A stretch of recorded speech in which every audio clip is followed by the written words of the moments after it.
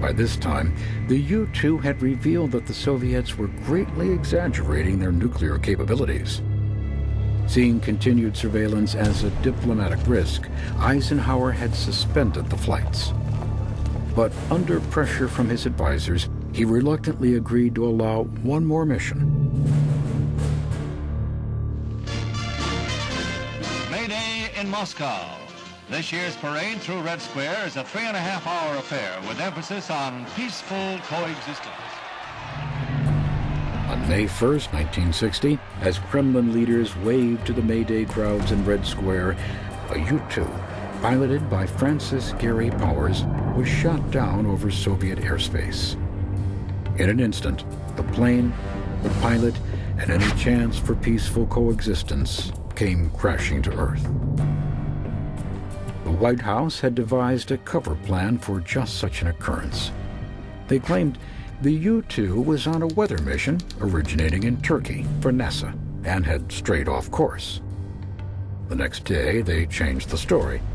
The plane was piloted by a civilian, and the failure in oxygen equipment had resulted in the pilot losing consciousness and accidentally violating Soviet airspace. It was all rubbish. Khrushchev knew the U.S. had been flying spy missions over the Soviet Union, and now he had the evidence to prove it. The wreckage of the U-2 and the American pilot, alive and kicking. Trapped, Eisenhower finally came clean with the American public. Now, this does not put the United States on trial whatsoever. At the Paris summit 2 weeks later, Khrushchev turned the U-2 incident into a crisis.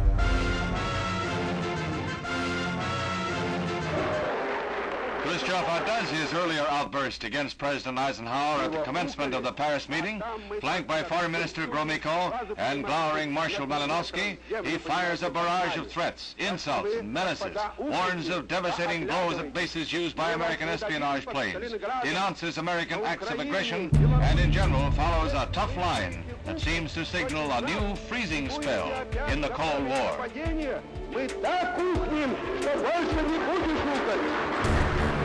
The captured U-2 pilot, Francis Gary Powers, was convicted of espionage against the Soviet Union and sentenced to 10 years in prison.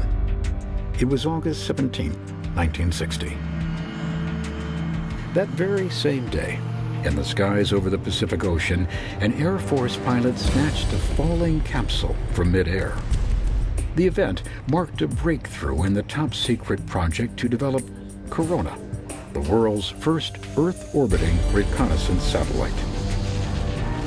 The U-2 may have been downed, but America had a new eye in the sky, and this one could capture stunningly clear and revealing images of its target from more than 100 miles in outer space.